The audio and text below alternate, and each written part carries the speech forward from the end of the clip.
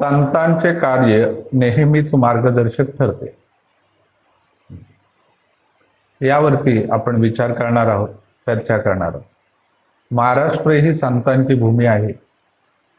आपल्या अभंग ओव्यांमधून संतांनी जनमनावर सुसंस्कार केलेले. त्यांनी पराक्रमाची पूजा केली आणि ढोंगीपणावर, दांभिकतेवर कडाडून प्रहार केले. आपल्या कार्यामधून संतांनी समता, ममता, बंधुत्व यासारख्या गुणांची आणि मूल्यांची जपणूक केलेली आपल्याला दिसते.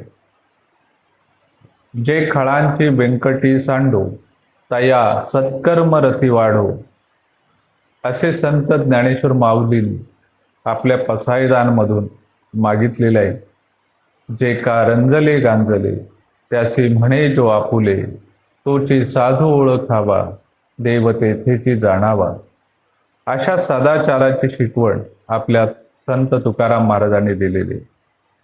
तर यज्ञ तोची देव जाणावा असा संदेश समर्थ रामदास स्वामींनी देऊन आम्हाला प्रयत्नवादी बनवलेले आहे.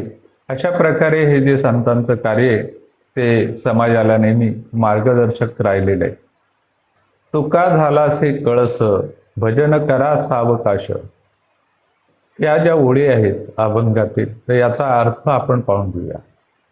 तर संत बहिणाबाई यांनी वारकरी संप्रदाय रूपी देवळाचे रूपक या ठिकाणी वापरलेले आणि त्या म्हणतात, संत ज्ञानेश्वर महाराजांनी या मंदिराचा पाया रचलेला आहे. म्हणजेच काय, तर वारकरी संप्रदायाची स्थापना केली. संत नामदेव महाराजांनी त्याच्या भिंती बांधून या मंदिराचा विस्तार केलेले आणि संत एकनाथ महाराजांनी या मंदिराला खांबांची बळकटी दिलेली. वारकरी संप्रदायाला संपूर्ण वैभव प्राप्त करून देण्याचं काम संत तुकाराम महाराजांनी केलेले. म्हणून आपण म्हणतो तुका झालासे कळस. आणि अशा प्रकारे ही वारकरी संप्रदाय रूपी इमारत जी आहे ती पूर्ण झालेली. आता बहिणाबाई म्हणतात, ईश्वराचे भजन शांत चित्ताने आणि सावकाशपणे म्हणूया. तर असं ह्या उक्तीचा, अभंगातील ओळींचा आपण अर्थ सांगू शकतो. ज्ञानदेवे रचिला पाया, तुका झाला असे कळस. हे या ओळींचा अर्थ आपल्याला कसा सांगता येईल? तर महाराष्ट्रातील वारकरी संप्रदायाला जवळजवळ 800 वर्षांची दीर्घ परंपरा आहे.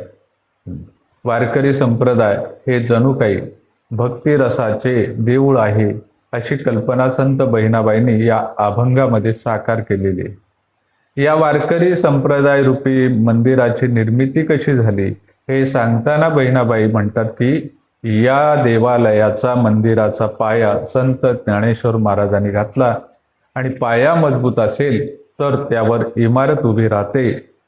संत ज्ञानेश्वरांनी या मंदिराचा पाया रचला आणि या देवालयाची उभारणी केली. संत ज्ञानेश्वरांनी वारकरी संप्रदायाची स्थापना केली, असं संत बहिणाबाई या चरणातून आपल्याला सुचवतं.